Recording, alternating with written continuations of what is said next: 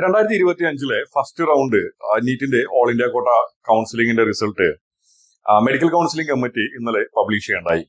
ഈ ഒരു റിസൾട്ട് ഈ വർഷം അഡ്മിഷൻ നോക്കുന്ന വിദ്യാർത്ഥികളും അത് കൂടാണ്ട് 1-2 വർഷമൊക്കെ ആയിട്ട് MBBS എന്ന മോഹം മനസ്സിൽ കൊണ്ട് നടന്ന് റിപ്പീറ്റ് ചെയ്യുന്ന വിദ്യാർത്ഥികളൊക്കെ വളരെ നല്ല രീതിയിൽ തന്നെ ഒന്ന് ഒബ്സർവ് ചെയ്യേണ്ട ഒരു റിസൾട്ടാണ്.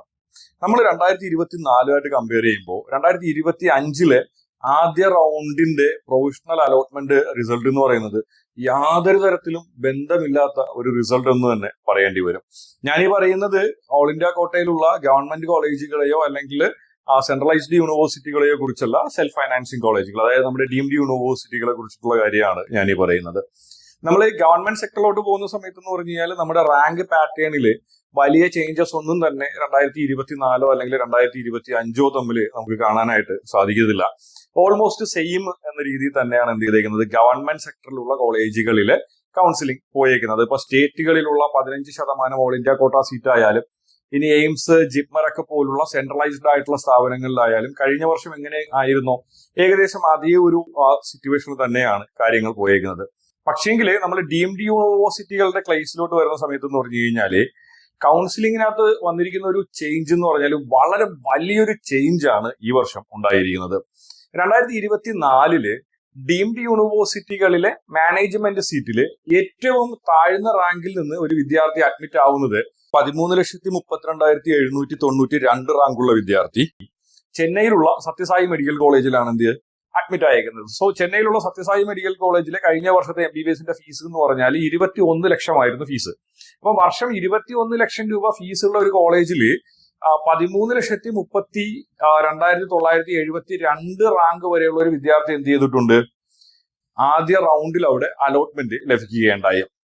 അവിടുന്ന് നമ്മൾ 2025 വരുമ്പോ ഇന്ത്യയിലുള്ള ഏതെങ്കിലും ഒരു ഡീംഡ് യൂണിവേഴ്സിറ്റിയിൽ ഏറ്റവും കുറഞ്ഞ മാർക്കിൽ നിന്ന് അഡ്മിറ്റ് ആയിരിക്കുന്ന ഒരു വിദ്യാർത്ഥിയുടെ റാങ്ക് നോക്കിക്കഴിഞ്ഞാൽ, മാനേജ്മെന്റ് കോട്ടയിൽ അഡ്മിറ്റ് ആയിരിക്കുന്ന റാങ്ക് നോക്കിക്കഴിഞ്ഞു കഴിഞ്ഞാൽ 7,34,672 മാർക്കുള്ള ഒരു വിദ്യാർത്ഥിയാണ് എന്ത് ചെയ്തേക്കുന്നത് ഏറ്റവും കുറഞ്ഞ റാങ്കിൽ നിന്ന് അഡ്മിറ്റ് ആയിരിക്കുന്നത്. അതായത് കഴിഞ്ഞ വർഷമായിട്ട് നോക്കുന്ന സമയത്ത് ഏകദേശം 5,90,830 റാങ്കിന്റെ ഡിഫറൻസ് ആണ് ഈ ഒരു റാങ്കിൽ വന്നേക്കുന്ന ഡിഫറൻസ് എന്ന് പറഞ്ഞാൽ ഇത്രയേറെ വലിയ ഹ്യൂജ് ചേഞ്ച് എന്ത് ചെയ്തിട്ടുണ്ട് സെൽഫ് ഫൈനാൻസിങ് മേഖലയിൽ വന്നിട്ടുണ്ട്. സോ ഇതിൽ നിന്ന് നമ്മൾ മനസ്സിലാക്കേണ്ട മെയിൻ ആയിട്ടുള്ള ഒരു കാര്യം എന്ന് പറഞ്ഞു കഴിഞ്ഞാല് നമ്മൾ കഴിഞ്ഞ വർഷങ്ങളുമായി കമ്പയർ ചെയ്യുന്ന സമയത്ത് ഈ വർഷം നമ്മൾ ഡീംഡ് യൂണിവേഴ്സിറ്റികളുടെ ഫീസ് പല യൂണിവേഴ്സിറ്റികളും എന്ത് ചെയ്തിട്ടുണ്ട് ക്രമാതീതമായി ഉയർത്തിയൊരു സാഹചര്യമുണ്ട്. ഈവൻ നമ്മൾ തമിഴ്നാട്ടിലൊക്കെയുള്ള കോളേജുകൾ എടുക്കുകയാണെങ്കിൽ കഴിഞ്ഞ വർഷം 24-25 ഒക്കെ ഉണ്ടായിരുന്ന കോളേജുകൾ ഇത്തവണ 30 ലക്ഷം രൂപ വരെയൊക്കെ ഫീസ് ആക്കിയിട്ടുണ്ട്.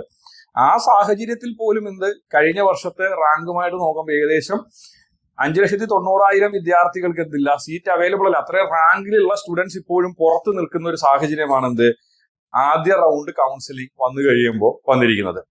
ഇതിൽ നിന്ന് 2 കാര്യങ്ങളാണ് നമുക്ക് മനസ്സിലാക്കാനായിട്ട് സാധിക്കുക. ഒന്നെന്ന് പറഞ്ഞു കഴിഞ്ഞാൽ ഇന്ത്യയിലെ പ്രൈവറ്റ് സെക്ടറിൽ അഡ്മിഷൻ എടുക്കാനായിട്ട് 2024 ഉണ്ടായിരുന്നതിനേക്കാൾ ഒരു ഇരട്ടി കൂടെ സ്റ്റുഡൻസ് 2025 അല്ലെങ്കിൽ ഒരിക്കലും ഏകദേശം ഈ 5,90,000 റാങ്കിന്റെ ഡിഫറൻസിൽ നിന്ന് ലാസ്റ്റ് കാൻഡിഡേറ്റ് അലോട്ട് ആവുകയില്ല. കഴിഞ്ഞ വർഷം ടോട്ടലായിട്ട് ഒരു 25 ലക്ഷം രൂപ അല്ലെങ്കിൽ 30 ലക്ഷം രൂപ ബഡ്ജറ്റിൽ അഡ്മിഷൻ എടുക്കാനായിട്ട് ബില്ലിംഗ് ആയിട്ടുള്ള കാൻഡിഡേറ്റ്സ് ഓൾ ഓവർ ഇന്ത്യ ഇപ്പോ ഒരു 25,000 പേരാണ് ഉണ്ടായിരുന്നത് എങ്കിൽ ആ സ്ഥാനത്ത് നിന്ന് 50,000 സ്റ്റുഡൻസ് ഉണ്ട് എന്നുള്ള ഒരു സാഹചര്യം ഇതിൽ നിന്ന് നമുക്ക് മനസ്സിലാക്കാനായിട്ട് പറ്റും. ഇനി രണ്ടാമത്തെ കാര്യം എന്ന് പറഞ്ഞു കഴിഞ്ഞാല് വർഷങ്ങളായിട്ട് റിപ്പീറ്റോ അല്ലെങ്കിൽ റിപ്പീറ്റോ ഒക്കെ ചെയ്യുന്ന വിദ്യാർത്ഥികളോട് എനിക്ക് തരാനുള്ള ഒരു അഡ്വൈസ് ആണ്. കാര്യം വേറൊന്നല്ല, നിങ്ങളിപ്പോ ഗവൺമെന്റ് സീറ്റ്സ് ആണ് നോക്കുന്ന ഒരു വിദ്യാർത്ഥിയാണ് എങ്കിൽ നിങ്ങളുടെ ഓൾ ഇന്ത്യ റാങ്ക് എന്ന് പറയുന്നത് മിനിമം ഒരു 35,000 to 40,000 ഉള്ളിൽ നിങ്ങൾക്ക് ഓൾ ഇന്ത്യ റാങ്ക് കിട്ടുന്ന ഒരു സാഹചര്യം ഉണ്ടെങ്കിൽ മാത്രമേ നിങ്ങൾ ഈവൻ OBC ആണെങ്കിൽ പോലും നിങ്ങൾക്ക് കേരളത്തിലോ അല്ലെങ്കിൽ ഇന്ത്യയിലോ എവിടെയെങ്കിലും ഒരു ഗവൺമെന്റ് സീറ്റ് കിട്ടുകയുള്ളൂ. ഓക്കെ, അപ്പോൾ ആ ഒരു ലെവലിലോട്ട് നിങ്ങളുടെ റാങ്ക് എത്തിക്കാൻ പറ്റുകയാണെങ്കിൽ മാത്രം നിങ്ങൾക്ക് ഗവൺമെന്റ് സീറ്റ് എടുക്കാനുള്ള കപ്പാസിറ്റി ഉണ്ടെങ്കിൽ നിങ്ങൾ എന്ത് ചെയ്യുക, റിപ്പീറ്റിന് കണ്ടിന്യൂ ചെയ്യുക. ഇല്ലാണ്ട് നിങ്ങൾ വെറുതെ റിപ്പീറ്റിന് പോയിട്ട് വർഷം 1-2 ലക്ഷം രൂപ റിപ്പീറ്റിന് ഫീസ് അടച്ചിട്ട് പ്രത്യേകിച്ച് ഒരു കാര്യം ഉണ്ടാവാനായിട്ട് പോകുന്നില്ല. ആ രീതിയിലാണ് എന്ത് ചെയ്തേക്കുന്നത് കൗൺസിലിംഗ് പോകുന്നത്. ഇനി രണ്ടാമത്തെ കാര്യം പറയാനുള്ളതെന്ന് പറഞ്ഞു കഴിഞ്ഞാല് വർഷങ്ങളായിട്ട് റിപ്പീറ്റോ അല്ലെങ്കിൽ റിപ്പീറ്റോ ഒക്കെ ചെയ്യുന്ന സ്റ്റുഡൻസിനോട് പറയാനുള്ളതാണ്. അതായത് നിങ്ങൾ ഇന്ത്യയിൽ ഒരു ഗവൺമെന്റ് സീറ്റ് കിട്ടിയാൽ മാത്രമേ നിങ്ങൾക്ക് പഠിക്കാനായിട്ട് സാമ്പത്തിക സാഹചര്യം ഉള്ളൂ എന്ന് ഉള്ള ഒരു സ്റ്റുഡന്റ് ആണ് എങ്കിൽ നിങ്ങളുടെ ഓൾ ഇന്ത്യ റാങ്ക് ഒരു 35,000 to 40,000 റേഞ്ചിനുള്ളിൽ നിങ്ങൾക്ക് എത്തിക്കാൻ പറ്റിയാൽ മാത്രം അതിനുവേണ്ടി വെയിറ്റ് ചെയ്യാം. ഞാൻ പറഞ്ഞത് ജനറൽ കാറ്റഗറിയിലോ അല്ലെങ്കിൽ OBC വിഭാഗത്തിലേക്കുള്ള വിദ്യാർത്ഥിയാണെങ്കിൽ ഒരു ബിലോ 40,000 എന്ന രീതിയിലെങ്കിലും നിങ്ങൾക്ക് എത്തിക്കാൻ പറ്റിയാൽ മാത്രമേ എന്തെങ്കിലും പോസിബിലിറ്റി ഇന്ത്യയിലോ അല്ലെങ്കിൽ ഓൾ ഇന്ത്യ തലത്തിലോ അല്ലെങ്കിൽ എന്താണ് നമുക്ക് സ്റ്റേറ്റിലോ ഒക്കെ ലഭിക്കുകയുള്ളൂ.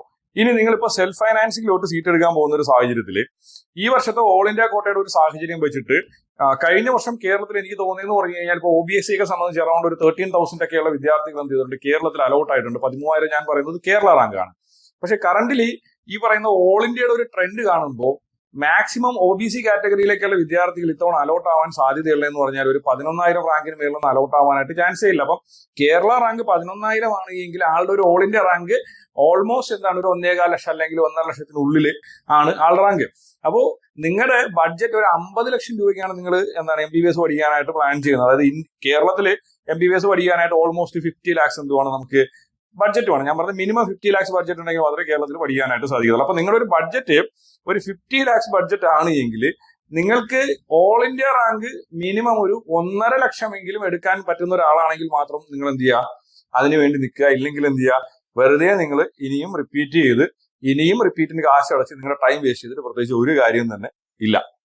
ദെൻ നിങ്ങൾ മറ്റുള്ള സ്റ്റേറ്റുകളിലോട്ട് പോകുമ്പോൾ എന്ന് പറഞ്ഞു കഴിഞ്ഞാൽ നമ്മളിപ്പോൾ തൊട്ടടുത്തുള്ള തമിഴ്നാടോ കർണാടകയൊക്കെ പോലുള്ള സ്റ്റേറ്റുകളിലുള്ള ഓപ്പൺ കോട്ടയിൽ നിങ്ങൾ ആപ്ലിക്കേഷൻ കൊടുക്കുകയാണെങ്കിൽ പോലും ഇത് തന്നെയാണ് അവസ്ഥ. അതായത് ബിലോ ഒരു 70 lakhsന് താഴെ ഫീസ് ഉള്ള ഇന്ത്യയിലുള്ള ഏത് സംസ്ഥാനം നിങ്ങൾ എടുത്താലും നിങ്ങൾക്ക് അവിടെയുള്ള കഴിഞ്ഞ വർഷങ്ങളിലെ കൗൺസിലിംഗിന്റെ ലാസ്റ്റ് റാങ്ക് ഡീറ്റെയിൽസും ഈ വർഷത്തെ ഓൾ ഇന്ത്യയുടെ ഒരു സാഹചര്യം വെച്ച് നമ്മൾ നോക്കുകയാണെങ്കിൽ മിനിമം ഒരു 1,70,75,000 എങ്കിലും റാങ്ക് ഇല്ലാണ്ട് ബിലോ 75 lakhs ബഡ്ജറ്റിൽ എന്ത് ചെയ്യാൻ പറ്റില്ല, നിങ്ങൾക്ക് ഇന്ത്യയിൽ അഡ്മിഷൻ കിട്ടാനേ പോകുന്നില്ല. അപ്പോൾ നിങ്ങളുടെ റാങ്ക് ഓൾ ഇന്ത്യ റാങ്ക് ഒരു 1.75 lakh എന്ന രീതിയിൽ നിങ്ങൾക്ക് എത്തിക്കാൻ പറ്റുകയാണെങ്കിൽ മാത്രം നിങ്ങൾ എന്ത് ചെയ്യുക, നിങ്ങളൊരു 75 lakhsന് ബിലോ ടോട്ടൽ ബഡ്ജറ്റ് എന്ന രീതിയിൽ ഇന്ത്യക്ക് വേണ്ടി വെയിറ്റ് ചെയ്യുന്നതായിരിക്കും ഒരു ബെറ്റർ ചോയ്സ്. ഓക്കെ, ഇനി രണ്ടാമത്തെ കാര്യം എന്ന് പറഞ്ഞു കഴിഞ്ഞാല് നിങ്ങൾക്ക് എന്താണ് ഫസ്റ്റ് നീറ്റ് എഴുതുന്ന സമയത്ത് ഒരു 150 മാർക്ക് കിട്ടി, രണ്ടാമത് എഴുതുന്ന സമയത്ത് 200 മാർക്ക് കിട്ടി, ഇനി മൂന്നാമത് എഴുതുന്ന സമയത്ത് നിങ്ങൾക്ക് 600 മാർക്ക് മേടിച്ചു തരാമെന്ന് നിങ്ങളൊക്കെ ആരെങ്കിലും പറയുന്നുണ്ട് എങ്കിൽ ദയവ് ചെയ്ത് അത്തരത്തിലുള്ള എന്താണ് മോഹന വാഗ്ദാനങ്ങളിൽ വീഴാതിരിക്കുക. നിങ്ങളെ കുറിച്ച് പ്രോപ്പർലി അനലൈസ് ചെയ്യുക. അനാവശ്യമായി നിങ്ങളുടെ ടൈം വേസ്റ്റ് ചെയ്യാണ്ടിരിക്കുക. ബിക്കോസ് നമ്മൾ കഴിഞ്ഞ വർഷമായിട്ട് നോക്കുമ്പം ഇത്തവണ വന്നേക്കുന്ന വളരെ ഹ്യൂജ് ആയിട്ടുള്ള ഒരു ചേഞ്ച് ആണ് വന്നേക്കുന്നത്. ഈ ഒരു ചേഞ്ച് ഇനി വരുന്ന വർഷങ്ങളിൽ നമുക്ക് ഉറപ്പായിട്ട് കാണാനായിട്ട് സാധിക്കും. ഇങ്ങനെ ഒരു കോമ്പറ്റീഷൻ മുന്നോട്ട് പോവുകയാണെങ്കിൽ നിങ്ങൾ 12 ലക്ഷം 13 ലക്ഷം ഒക്കെ റാങ്ക് മേടിച്ചിട്ട് നിങ്ങൾക്ക് ഈ പറയുന്ന ബഡ്ജറ്റിൽ അഡ്മിഷൻ എടുക്കാൻ നിങ്ങൾ തയ്യാറാണെങ്കിൽ പോലും നിങ്ങൾക്ക് അഡ്മിഷൻ കിട്ടാത്തൊരു സാഹചര്യം ഉണ്ടാവും. മനസ്സിലായോ? സോ അതുകൊണ്ട് തന്നെ എന്ത് ചെയ്യുക, നീറ്റ് റിപ്പീറ്റ് അതുകൂടാണ്ട് റിപ്പീറ്റ് ചെയ്യുന്ന വിദ്യാർത്ഥികൾ ഈ ഒരു റിസൾട്ട് പ്രോപ്പർ ആയിട്ടൊന്ന് അനലൈസ് ചെയ്യുക. അനലൈസ് ചെയ്തതിനു ശേഷം എന്ത് ചെയ്യുക, നിങ്ങൾ ഡിസിഷൻസ് എടുക്കുക. വെറുതെ നിങ്ങളുടെ ടൈം വേസ്റ്റ് ചെയ്യാണ്ടിരിക്കുക. നിങ്ങൾക്ക് ഈ ഒരു ലെവലിലോട്ട് എത്താൻ പറ്റിയില്ലെങ്കിൽ നിങ്ങൾ എന്ത് ചെയ്യുക, നിങ്ങൾ വേറെ ഏതെങ്കിലും കോഴ്സിന് ജോയിൻ ചെയ്യുക. നിങ്ങളുടെ ടൈമും നിങ്ങളുടെ കാശും എന്ത് ചെയ്യാതിരിക്കുക, വേസ്റ്റ് ചെയ്യാണ്ട് ഇരിക്കുക. ഓക്കെ, ഇനി വരുന്നൊരു കാര്യം എന്ന് പറഞ്ഞു കഴിഞ്ഞാൽ ഇപ്പൊ ഓൾ ഇന്ത്യയെ സംബന്ധിച്ചിട്ട് നമുക്ക് എല്ലാ റൗണ്ടിലും രജിസ്ട്രേഷൻസ് ഉണ്ട്. സോ അതുകൊണ്ട് തന്നെ നമ്മളിപ്പോ സെക്കൻഡ് റൗണ്ടിലോ അല്ലെങ്കിൽ തേർഡ് റൗണ്ടിലോ ഒക്കെ പോകുന്ന സമയത്തായാലും ഈ റാങ്ക് പാറ്റേണിൽ നിന്ന് വലിയ വ്യത്യാസമൊന്നും സെൽഫ് ഫൈനാൻസിങ് കോളേജുകളെ സംബന്ധിച്ചിട്ട് ഉണ്ടാവാനായിട്ട് പോകുന്നില്ല. ഗവൺമെന്റിൽ എന്തായാലും റാങ്ക് ഉയർന്നു തന്നെ പോകും. ഡീംഡ് യൂണിവേഴ്സിറ്റികളെ സംബന്ധിച്ചിട്ട് മേ ബി എന്താണ് ചെറിയ ഡിഫറൻസുകൾ ഉണ്ടാവാനായിട്ടുള്ള സാധ്യതയുണ്ട്. എന്തായാലും ഇപ്പോൾ ഒരു 7,46,000 എന്ന് പറയുന്നത് മാക്സിമം പോയി കഴിഞ്ഞാൽ ഒരു 8,50,000 ആ റേഞ്ചിലുള്ള വിദ്യാർത്ഥികൾക്ക് മാത്രമേ എന്തായാലും മിനിമം 30 ലക്ഷം രൂപ ഫീസിൽ ഇന്ത്യയിൽ പഠിക്കാനായിട്ടുള്ള സാഹചര്യം ഉണ്ടാവാൻ പോകുന്നത്. അതിന് താഴെയുള്ള വിദ്യാർത്ഥികൾക്ക് ഇന്ത്യയിൽ എന്തായാലും അഡ്മിഷൻ കിട്ടാനായിട്ട് പോകുന്നില്ല. നമ്മൾ നേരത്തെ പറഞ്ഞത് ഈ മാനേജ്മെന്റിന്റെ കാര്യമായിരുന്നു. നമ്മളിത് NRIയിലോട്ട് വരുന്ന സമയത്ത് എന്ന് പറഞ്ഞു കഴിഞ്ഞാൽ കഴിഞ്ഞ വർഷം 13,94,835 റാങ്കുള്ള വിദ്യാർത്ഥിയാണ് ചെന്നൈയിലെ ലളിതാംബിക മെഡിക്കൽ കോളേജിലെ ഏറ്റവും കുറഞ്ഞ മാർക്കിൽ നിന്ന് എന്ത് ചെയ്തേക്കുന്നത് NRIയിൽ കഴിഞ്ഞ വർഷം അലോട്ട് ആയിട്ടുള്ളത്. ഓക്കെ, അത് 2025 വരുമ്പോൾ 12,95,576 റാങ്കുള്ള വിദ്യാർത്ഥിയാണ് എന്ത് ചെയ്തേക്കുന്നത് നമ്മുടെ ലോന്നിയിലുള്ള റൂറൽ മെഡിക്കൽ കോളേജിൽ അലോട്ട് ആയിരിക്കുന്നത് NRI കാറ്റഗറിയിൽ. സോ അപ്പൊ നമ്മൾ NRI കാറ്റഗറി നോക്കുന്ന സമയത്തും ഏകദേശം 1 ലക്ഷം റാങ്കിന്റെ വ്യത്യാസം എന്ത് വന്നിട്ടുണ്ട്, NRI കാറ്റഗറിയിലും വന്നിട്ടുണ്ട്. ഓക്കെ, അപ്പൊ നിങ്ങൾ NRI കാറ്റഗറിയിൽ അഡ്മിഷൻ നോക്കുന്ന സ്റ്റുഡന്റ് ആയാലും ഇനിയില്ല മാനേജ്മെന്റ് കോട്ടയിൽ അഡ്മിഷൻ നോക്കുന്ന സ്റ്റുഡന്റ് ആയാലും ഇത്തരത്തിലുള്ള വളരെ റിയൽ ആയിട്ടുള്ള ഫാക്റ്റുകൾ നിങ്ങൾ മനസ്സിലാക്കിയതിനു ശേഷം മാത്രം എന്ത് ചെയ്യുക, നിങ്ങൾ മുന്നോട്ട് പോവുക. നിങ്ങളിപ്പോ NRI കോട്ടയില് അല്ല നിങ്ങൾ മാനേജ്മെന്റ് കോട്ടയിൽ അഡ്മിഷൻ നോക്കുന്ന സ്റ്റുഡന്റ് ആയാൽ പോലും ഇത്തരത്തിലുള്ള റിയൽ ഫാക്ട്സ് നിങ്ങൾ അറിഞ്ഞതിന് ശേഷം മാത്രം നിങ്ങൾ എന്ത് ചെയ്യുക, മുന്നോട്ട് പോവുക. നിങ്ങളുടെ ടൈമും അതുകൂടാണ്ട് നിങ്ങളുടെ ചാൻസുകളൊന്നും നിങ്ങൾ മിസ് ചെയ്യാണ്ടിരിക്കുക.